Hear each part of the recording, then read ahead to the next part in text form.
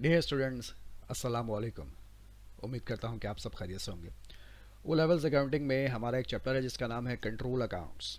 अच्छा, ये टॉपिक जो है वो फर्स्ट ईयर में भी बहुत मुख्तसर सा है, लेकिन उसमें कंट्रोल अकाउंट के नाम से नहीं है। लेकिन बहरहाल पार्ट फर्स्ट ईयर का भी है। तो ये कंट्रोल अकाउंट्स क्या होता है? आपको नाम से कुछ लग रहा है कि इसमें हम कुछ कंट्रोल करने की बातें करेंगे, ठीक है। बहरहाल, तो कंट्रोल अकाउंट समझने से पहले हम ज़रा कुछ एग्जाम्पल समझते हैं, मतलब कुछ चीज़ों को समझते हैं और थोड़ा सा पीछे के लेक्चर्स की तरफ हम चलते हैं।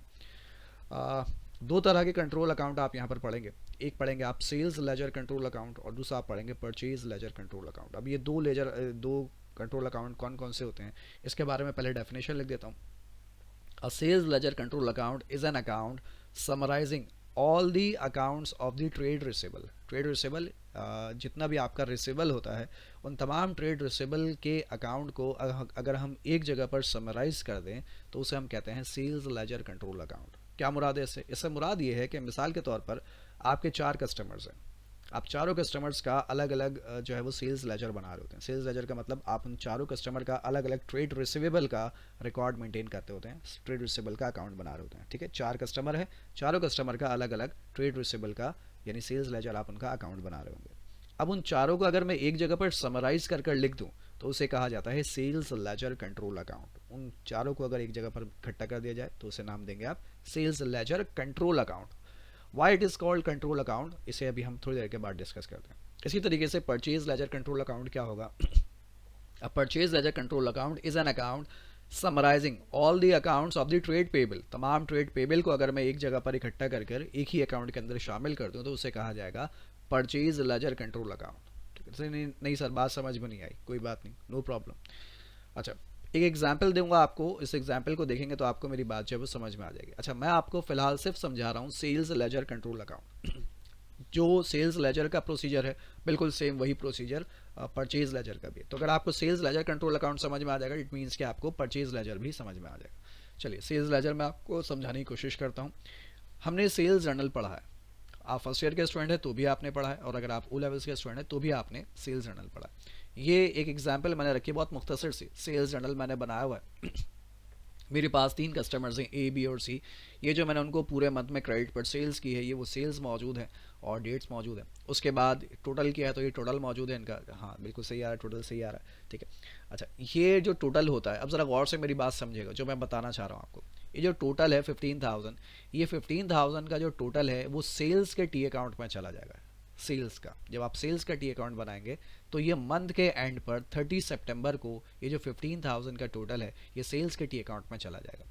और जो ये ऊपर अमाउंट लिखा हुआ है 4 सितंबर वाला, 12 वाला, 18 वाला, ये 4 सितंबर का अमाउंट 4 सितंबर को ही, मंथ के आखिर पर नहीं बल्कि 4 सितंबर को ही ये 4 सितंबर वाला अमाउंट मिस्टर ए के जो है वो ट्रेड रिसेबल के अकाउंट में चला जाएगा। यानी जब मिस्टर ए का आप रिकॉर्ड बनाएंगे ये वहां पर चला जाएगा। कब जाएगा? 4 सितंबर को। ये मंथ के आखिर का इंतजार नहीं किया जाएगा। इसी तरीके से मिस्टर बी की जो ट्रांजेक्शन है 12 सितंबर को, ये मिस्टर बी के रिकॉर्ड में चली जाएगी 3,000 से। सही, इसी तरीके से मिस्टर सी की। इसके बाद मैंने एक और जर्नल बनाया, सेल्स रिटर्न जर्नल। इसी तरीके से सेल्स रिटर्न जर्नल मैंने मेंटेन किया। ये वही कस्टमर्स हैं, उनके नाम हैं और डेट है, और फिर ये जो टोटल है 1500, ये मंथ के आखिर में सेल्स रिटर्न के टी अकाउंट में ये टोटल चला जाएगा। यानी कि आप जब सेल्स रिटर्न का टी अकाउंट बनाएंगे तो सेल्स रिटर्न में आप ये 1500 जो है वो लिख देंगे डेबिट साइड पर, ठीक है। तो ये दो जर्नल्स मेरे पास बने हुए, सेल्स जर्नल है और सेल्स रिटर्न जर्नल है। अब मैं आपको क्या समझाने जा रहा हूँ। जब आप मंथ के आखिर में टी अकाउंट बनाएंगे तो एक सेल्स का टी अकाउंट बनाएंगे मंथ के लास्ट में, ठीक है। तो मंथ के लास्ट में इसका टोटल जो है वो वहाँ पर पोस्ट किया जाएगा। इसी तरीके से मंथ के लास्ट में सेल्स रिटर्न का जो टोटल है 1500, ये सेल्स रिटर्न के टी अकाउंट में पोस्ट कर दिया जाएगा, ठीक है, सेल्स रिटर्न के लेजर में पोस्ट कर दिया जाएगा। अब जो मिस्टर ए बी और सी का रिकॉर्ड है, ए बी और सी का जो रिकॉर्ड है, ये क्या होगा, ये कैसे मेंटेन किया जाएगा? ये कुछ ऐसे मेंटेन किया जाएगा। मिस्टर ए का रिकॉर्ड आप साथ साथ मेंटेन करेंगे। मिस्टर ए का रिकॉर्ड कैसे मेंटेन किया आपने कि मिस्टर ए को आपने 4 सितंबर को सेल की, ये 4 सितंबर को ही मिस्टर ए के रिकॉर्ड में लिखा जाएगा। 4 सितंबर को मिस्टर ए को आपने सेल्स की 4,000 से। अगर मिस्टर ए को आपने 4,000 की सेल की, सेल्स जर्नल में लिखा हुआ ना, जी हाँ, तो सेल की है तो हमें मिस्टर ए से उधार लेना है, ट्रेड रिसीवेबल उधार लेना है। उधार अगर लेना है तो उधार एसेट है, एसेट बढ़ता है तो डेबिट साइड पर लिखते हैं। तो हमने 4,000 जो है वो लिखा डेबिट साइड पर, ठीक है, और रीज़न हमने लिखा सेल्स। इसी तरीके से 10 सितंबर को मिस्टर ए ने हमें गुड्स रिटर्न कर दी कितने की, 500 की। तो अगर वो 500 की गुड्स रिटर्न कर देते हैं तो फिर वो आ जाएगा मिस्टर ए के अपोजिट साइड पर, यानी क्रेडिट साइड पर। तो ये आ गया 10 सितंबर को 500 क्रेडिट साइड पर। रीज़न आपने लिखा सेल्स रिटर्न। बस मिस्टर ए की दो ही एंट्रीज थी, एक ये रही और एक ये रही। अब जब आप इसका बैलेंस करते हैं तो 4000 में से 500 अगर हम माइनस कर दें तो 3500 का बैलेंस बचता है। इसे आप नाम देते हैं मंथ की लास्ट डेट के साथ बैलेंस सी डी, और इसी को दूसरी तरफ ट्रांसफर कर दें बैलेंस बी डी। तो ये हो गया हमारे पास मिस्टर ए का रिकॉर्ड। यानी अगर मुझसे ये पूछा जाए कि मिस्टर ए से हमें कितने पैसे लेने हैं, तो इसका जवाब होगा कि मिस्टर ए से हमें $3500 जो है वो रिसीव करने लेने हैं। ये मिस्टर ए का बैलेंस जो हो रहा है इस वक्त मेरे पास, ठीक है। अच्छा, फर्स्ट ईयर में ये इस तरीके से नहीं बनाया जाता। फर्स्ट ईयर में इसे सब्सिडियरी लेजर यानी रनिंग बैलेंस फॉर्म में आप इसे मेंटेन करते हैं, ठीक है, कोई इशू नहीं है। ऐसे मेंटेन करें या वैसे मेंटेन करें, रिजल्ट एक किया ना। अब इसके बाद में मिस्टर बी का रिकॉर्ड मेंटेन कर लेता हूँ, बिल्कुल सेम इसी तरीके से। मिस्टर बी को मैंने 12 सितंबर को 3000 की सेल की है। तो अगर सेल की है तो मुझे मिस्टर बी से पैसे लेने, उधार लेने। रिसीवेबल है, रिसीवेबल मेरा बढ़ रहा है, रिसीवेबल मेरा बढ़ता है तो मैं उसे रिकॉर्ड करता हूँ डेबिट साइड पर। तो मैंने 3000 जो है वो रिकॉर्ड कर दिया डेबिट साइड पर 12 सितंबर सेल्स के नाम से। और फिर मिस्टर बी ने 15 सितंबर को वही गुड्स मुझे 800 की रिटर्न कर दी तो क्रेडिट साइड पर लिख दिया, ठीक है, बिल्कुल सेम ये प्रोसीजर है। 3000 में से 800 माइनस करूँ तो 2200 का बैलेंस बचता है। यानी मिस्टर बी से मुझे $2200 या रुपीज़ जो है वो मुझे लेने, डॉलर्स लेने, रुपीज़ की बात नहीं हो रही यहाँ पर, ठीक है। तो $2200 जो है वो मुझे लेने। इसी तरीके से अगर मैं मिस्टर सी का रिकॉर्ड मेंटेन करता हूँ तो 8000 की सेल की थी, फिर 200 का सामान इन्होंने रिटर्न कर दिया। इसका मतलब ये कि मुझे इनसे $7800 लेने हैं, $7800 मुझे इनसे लेने हैं, ठीक है भाई। तो मिस्टर ए से मुझे लेने हैं इस वक्त $3500, मिस्टर बी से मुझे लेने हैं $2200 और मिस्टर सी से मुझे लेने हैं $7800। ये तीन अलग अलग कस्टमर से मुझे तीन अलग अलग अमाउंट जो है वो रिसीव करना है, ठीक है। अब क्या करना है, अब समझिएगा मेरी बात को। आपके बिजनेस में अगर मिसाल के तौर पर आपके बिजनेस में अगर फ़िलहाल 3 कस्टमर्स हैं, लेकिन अगर आपके बिजनेस में 30 कस्टमर्स हैं, 30 सही, 30 कस्टमर्स हैं, तो इसी तरीके से आपके बिजनेस में 30 रिकॉर्ड्स मेंटेन किए जा रहे होंगे। मिस्टर ए का अलग, मिस्टर बी का अलग, C D E F G जितने कस्टमर्स हैं। आप इसकी एग्जांपल यूँ समझ लीजिए कि मेरे पास फॉर एग्जांपल अल्हम्दुलिल्लाह 250 स्टूडेंट्स मौजूद हैं, ठीक है, ऑनलाइन क्लासेस में। तो अगर मेरे पास 250 स्टूडेंट्स मौजूद हैं तो मैं ऐसे 250 रिकॉर्ड्स मेंटेन करता हूँ। बिल्कुल, ये बहुत लंबा काम है लेकिन करना पड़ता है। मैं ऐसे 250 रिकॉर्ड्स मेंटेन करता हूँ, ठीक है। तो अब फॉर एग्जांपल मंथ जब मेरा एंड होता है या मेरा नेक्स्ट मंथ जब स्टार्ट होता है और मुझे ये देखना हो कि भाई मुझे हर स्टूडेंट से कितना पैसा लेना है, तो मैं क्या 250 अलग अलग पेजेस ओपन करूँगा? क्योंकि जाहिर सी बात है मिस्टर ए का रिकॉर्ड अलग पेज पर होगा, इसी पेज पर मिस्टर बी का रिकॉर्ड नहीं होगा, ये अलग पेज पर होगा। तो मैं अलग अलग पेजेस पर तमाम स्टूडेंट का रिकॉर्ड मेंटेन करता हूँ। अब जब मुझे स्टूडेंट से पैसा लेना होगा तो मेरे पास अगर 250 स्टूडेंट्स हैं तो 250 पेजेस मेरे पास बन जाएंगे। या अगर मैं कंजूसी भी करूँ तब भी एक पेज पर 2 रिकॉर्ड भी मेंटेन करूं अगर मैं, तो फिर भी मेरे पास जो है वो तकरीबन 125 पेजेस बन जाएंगे। मैं तो पागल हो जाऊंगा यार। तो फिर क्या करना चाहिए? तो फिर करता यूँ हूँ कि भाई इसकी समरी बना लेते हैं कि भाई ये बताओ कि 250 स्टूडेंट से टोटल पैसा कितना लेना, ताकि पता चले कि हाँ भाई पैसा कितना लेना है। ए से अलग लेना है, बी से अलग लेना है, सी से अलग लेना है। तो इसकी समरी बना दो कि भाई टोटल पैसा कितना लेना है, ताकि मुझे पता चले कि भाई मेरा रिसीवेबल कितना है। अभी मेरा रिसीवेबल जो है ब्रेक हुआ है। कोई मुझसे पूछे हाँ भाई आपके कारोबार में उधार लेना कितना है, मैं बोलूँगा भाई ए से इतने लेने, बी से इतने लेने, सी से इतने लेने, डी से इतने लेने। बोला भाई मैं सिंपल से ये बात पूछ रहा हूँ, आपका रिसीवेबल कितना है, सिंपल इतना बता दो, यानी कि अपने कस्टमर से उधार कितना लेना है। तो आप जवाब दे रहे हैं सर वो तो मैंने अभी तक लिखा ही नहीं। मतलब मेरे पास ये तो लिखा हुआ है कि मिस्टर ए से, बी से, सी से कितना लेना है, लेकिन ये नहीं पता कि टोटल मिलाकर कितना लेना है। ओहो सर, ये तो थोड़ी परेशानी की बात हो जाएगी। क्यों परेशानी की बात क्यों हो जाएगी? वो इसलिए हो जाएगी कि जब आपको यही नहीं पता कि मुझे टोटल उधार कितना लेना है, तब आप अपने कारोबार में फैसला कैसे कर पाएंगे? सर इससे फैसले का क्या ताल्लुक है? बहुत गहरा ताल्लुक है, ज़रा समझिएगा। बड़ी एक प्रैक्टिकल एग्जांपल देता हूँ। मेरे वालिद साहब का एक कारोबार है। वालिद साहब तो नहीं रहे लेकिन कारोबार जो है वो है। तो कारोबार की सिचुएशन कुछ ऐसी थी, जब मैं दराज खोलता था, मैं जब छोटा था तो मैं भी वालिद साहब के साथ काम पे जाता था। तो जब मैं छोटा था तो मैं जब दराज खोलता था तो दराज में 1000 रुपये, 2000 रुपये, 5000 रुपये, बस ये पैसे पड़े हुए होते थे। मैंने बोला हमारा कारोबार क्या नुकसान में जा रहा है? तो वालिद साहब कहते हैं नहीं बेटा हमारा कारोबार नुकसान में नहीं जा रहा। मैंने बोला लेकिन पैसे तो है ही नहीं इसमें। तो वो कह रहे हैं कि पैसा दराज में नहीं है, लेकिन जब आप मेरा ट्रेड रिसीवेबल देखेंगे ना, यानी जब आप ये देखेंगे हमें अपने कस्टमर से कितना पैसा लेना है, तो आपको अंदाज़ा हो जाएगा। मैंने बोला कितना पैसा लेना है? तो उन्होंने मुझे ए का, बी का, सी का रिकॉर्ड सबका दिखाया। मैंने बोला ये तो आप अलग अलग बता रहे हैं, टोटल बताएं, टोटल कितना पैसा लेना है, ऐसे तो टोटल करते करते करते मैं थक जाऊंगा। तो मेरे वाले साहब ने एक एग्जाम्पल दे, एक मिसाल दे रहा हूँ आपको। मेरे वाले साहब ने कहा कि फॉर एग्जाम्पल हमें अपने कस्टमर से 45 लैक्स लेने, एक मिसाल दे रहा हूँ आपको। मैंने बोला 45 लैक्स हमें अपने कस्टमर से लेने। मैंने बोला अच्छा, इसका मतलब अब मेरी डिसीजन मेकिंग पे इफेक्ट पड़ेगा कि मुझे अपने कस्टमर से, मेरी दराज में तो सिर्फ 5000 पड़े हुए हैं, लेकिन मेरे पास अभी 45 लैक्स आने वाले हैं, तो मैं उसी हिसाब से अपनी डिसीजन मेकिंग कर सकता हूँ।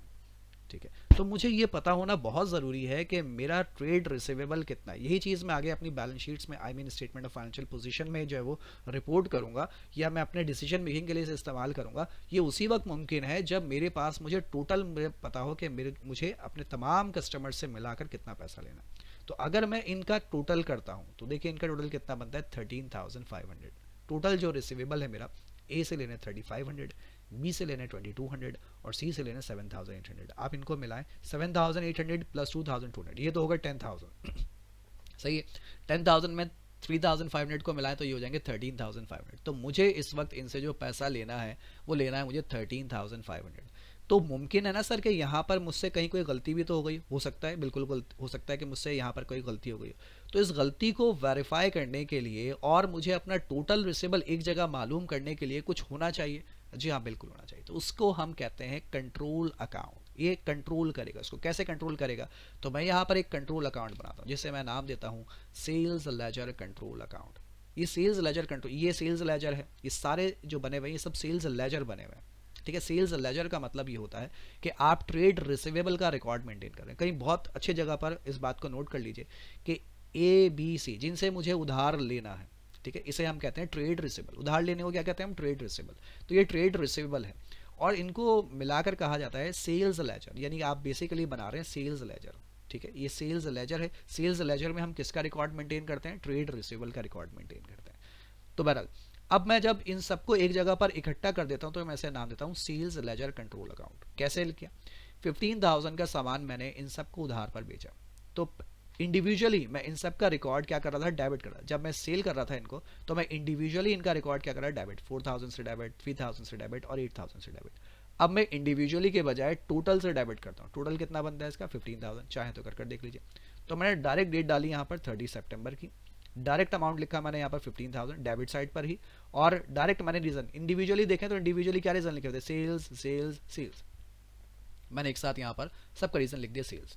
इसी तरीके से आप इनके अकाउंट्स में आइए तो इनके अकाउंट्स में क्रेडिट साइड पर लिखा हुआ है sales return, sale return, sale return, और अलग अलग डेट्स है। मैं अलग अलग डेट्स के बजाय टोटल मंथ की लास्ट डेट्स 30 सितंबर के साथ आ जाता हूँ क्रेडिट साइड पर, 30 सितंबर के साथ आ गया मैं क्रेडिट साइड पर। और इनका टोटल करें अगर 500, 800 और 200, 200 और 800 मिलाकर हो गए 1000 और 500 यानी 1500, तो इनका टोटल बनता है 1500। वही टोटल उठाकर मैंने यहाँ पर लिख दिया, मजा चाहता हूँ यहाँ पर कि यहाँ पर आएगा 1500। ये बेसिकली टाइपिंग मिस्टेक हो गई, कॉपी हो गया यहाँ पर। ठीक है, तो ये सेल्स रिटर्न आएगा यहाँ पर 1500। ठीक है भाई, अब 1500 यहाँ पर आ गया, 15,000 में से ये यहाँ का टोटल कितना बनता है 15,000, यहाँ का टोटल कितना बनता है 1500। ये टाइपिंग मिस्टेक है, मैं माजा चाहता हूँ। वजह ये कि मैं जब यहाँ से कॉपी करता हूँ तो बस वो गलती से कॉपी हो जाता है। तो यहाँ पर जो है वो 1500 है। ठीक है, तो 15,000 में से जब मैं 1500 को माइनस करूँगा, बिल्कुल वैसे जैसे आप माइनस कर रहे थे, आप इंडिविजुअली माइनस कर रहे थे, मैं एक साथ माइनस कर रहा हूँ। 15,000 में से 1500 को माइनस करेंगे तो बैलेंस कितना आएगा 13,500। तो ये कहलाएगा आपका बैलेंस सी डी, और यहाँ पर ही आ जाएगा बैलेंस बी डी 13,500। ठीक है, अगेन टाइपिंग मिस्टेक है, टाइपिंग मिस्टेक के लिए माजा चाहता हूँ। आप कॉन्सेप्ट पे फोकस रखिए। 13,500 यहाँ पर बैलेंस आया और 13,500 ही यहाँ पर आपका बैलेंस मौजूद है। ये 13,500 है। ठीक है भाई, अभी दोबारा से जाकर इसको करेक्ट करने में ना पूरा लेक्चर मेरा ज़ाया हो जाएगा, बहुत लंबी मेहनत की है मैंने। तो 13,500 जो है वो मेरा बैलेंस हो रहा है। ये सेल्स लेजर का कंट्रोल अकाउंट मुझे ये बता रहा है, दो बातें बता रहा है, गौर से समझिएगा। पहली बात मुझे ये बता रहा है कि इस वक्त मुझे अपने तमाम कस्टमर से फाइनली कितना पैसा लेना है, 13,500 लेना है मंथ के लास्ट पर। मुझे अपने तमाम कस्टमर से $13,500 लेने, वही जो मुझे यहाँ शो हो रहा था, इंडिविजुअली जो शो हो रहा था वही कंबाइन करके, इनको समराइज कर कर भी यही शो हो रहा है। तो मुझे अपने तमाम कस्टमर से $13,500 जो है वो लेने हैं, पहली बात। दूसरी बात ये मुझे ये इंडिकेट करता है कि मैंने मिस्टर ए बी और सी का जो इंडिविजुअल रिकॉर्ड बनाया था उनका टोटल भी कितना बनता है 13,500, और मेरा सेल्स लेजर का कंट्रोल अकाउंट भी यही शो कर रहा है कि हाँ जी हमें 13,500 ही लेना है। इट मीन्स कि मेरे जो ये अकाउंट है इन इंडिविजुअल अकाउंट्स को कंट्रोल कर रहा है ये सेल्स लेजर का अकाउंट।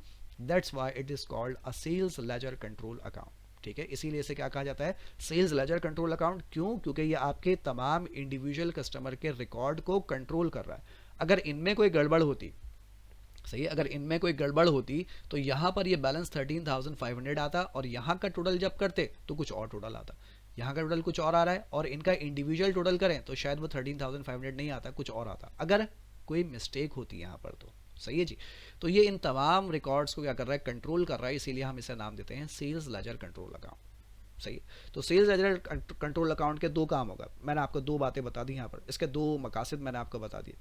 एक रीज़न तो इसका ये है कि आप जो भी इंडिविजुअल रिकॉर्ड्स मेंटेन कर रहे हैं ये उनको कंट्रोल करेगा कि उसके अंदर कोई किसी किस्म की कोई मिस्टेक तो नहीं है। ठीक है। और दूसरा आपको ये शो करता है कि हमें इंडिविजुअल कस्टमर के बजाय हमें ये पता होना चाहिए कि हमें अपने कस्टमर से फाइनली कितने पैसे लेने हैं। तो ये आपको ये भी बताएगा कि हमें अपने कस्टमर से जो पैसे लेने हैं इस वक्त वो टोटल 13,500 लेने हैं।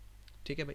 तो ये आपको इन्फॉर्मेशन शो करता है। बिल्कुल सेम इसी तरीके से ही बनता है purchase ledger control account. Purchase journal बनेगा, परचेज रिटर्न जर्नल बनेगा, तमाम सप्लायर्स के इंडिविजुअल रिकॉर्ड मेंटेन किए जाएंगे और उसी की मदद से क्या बना लिया जाएगा, बिल्कुल सेम इसी तरीके से परचेज लेजर कंट्रोल अकाउंट। तो इन दोनों का मकसद बिल्कुल सेम है। तो दो तरह के कंट्रोल अकाउंट होते हैं हमारे पास, एक सेल्स लेजर कंट्रोल अकाउंट और एक purchase ledger control account. Sales ledger control account किस चीज़ को कंट्रोल करता है, ये आपके तमाम ट्रेड रिसीवेबल्स को कंट्रोल करता है कि आपको तमाम कस्टमर से कितना उधार लेना है, क्या वो सही है या गलत है, उसको कंट्रोल करता है। और इसी तरीके से आपका जो ट्रेड पेबल का जो अकाउंट होता है उसको कंट्रोल करने के लिए हम बनाते हैं परचेज लेजर कंट्रोल अकाउंट। तो मैं उम्मीद करता हूं कि आपको मेरी बातें जो है वो समझ में आ गई होंगी। फिलहाल आज के लिए हम इतना रखेंगे और इंशाल्लाह अगली दो क्लासेस में हम बात करेंगे कि सेल्स लेजर कंट्रोल अकाउंट कैसे बनाया जाता है प्रॉपर्ली। आज तो मैंने बहुत मुख्तसर से बताया था सेल्स लेजर कंट्रोल अकाउंट कैसे बनेगा तफसील से, और परचेज लेजर कंट्रोल अकाउंट कैसे बनेगा ये भी हम डिस्कस करेंगे इंशाल्लाह तफसील से। फिलहाल आज के लिए हम इतना रखेंगे और इंशाल्लाह आपसे मुलाकात करेंगे हम अगली क्लास में। टेक केयर, अल्लाह हाफिज़।